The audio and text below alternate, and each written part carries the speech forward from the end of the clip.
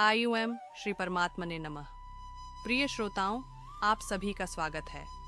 आज हम एक दिव्य ग्रंथ का सार सुनने जा रहे हैं, श्रीमद् भगवद गीता।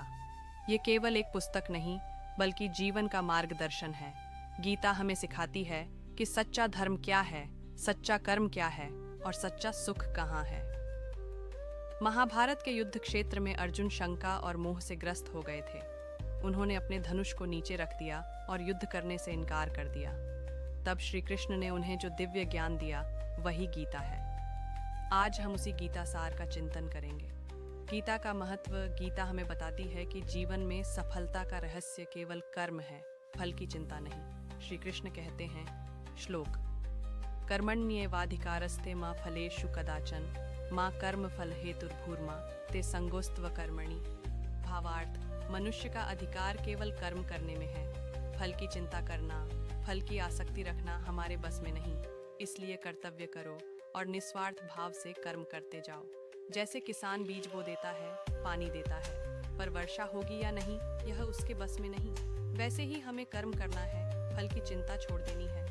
गीता के प्रमुख श्लोक और भावार्थ। अब आइए हम गीता के कुछ मुख्य श्लोक और उनके सरल भावार्थ समझते हैं। श्लोक 1, हतो वा प्राप्स्यसि स्वर्गं जित्वा वा भोक्ष्यसे महीम् तस्मादुत्तिष्ठ कौन्तेय युद्धाय कृतनिश्चयः। अन् भावार्थ, यदि तुम युद्ध में मारे गए तो स्वर्ग पाओगे और यदि जीते तो पृथ्वी पर राज्य का आनंद लोगे। इसलिए अर्जुन, उठो और अपने कर्तव्य का पालन करो। जीवन संदेश, कभी हारो तो सीख मिलती है और जीतो तो सम्मान मिलता है। दोनों ही स्थिति में मनुष्य लाभ में ही रहता है। श्लोक 2, उद्रेदात्मनात्मानं नात्मानं वसादयेत् आत्मैव ह्यात्मनो बन्धुरात्मैव रिपुरात्मनः। भावार्थ, मनुष्य स्वयं अपना मित्र है और स्वयं अपना शत्रु। यदि मन को जीतो तो सब कुछ जीत लिया। जीवन संदेश, अगर हमारा मन आलस्य और मोह में फंसा है तो वह हमारा शत्रु है, और यदि वही मन अनुशासन और साधना में है तो वह हमारा सबसे बड़ा मित्र है। श्लोक 3, यदा यदा हि धर्मस्य ग्लानिर्भवति भारत अभ्युत्थानं धर्मस्य तदा आत्मानं सृजाम्यहम्।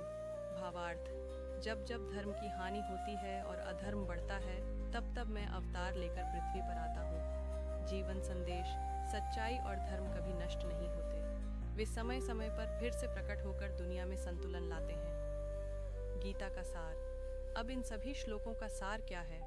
गीता हमें 3 मुख्य मार्ग बताती है। 1, कर्म योग, निस्वार्थ भाव से कर्म करना। 2, ज्ञान योग, आत्मा और परमात्मा का ज्ञान प्राप्त करना।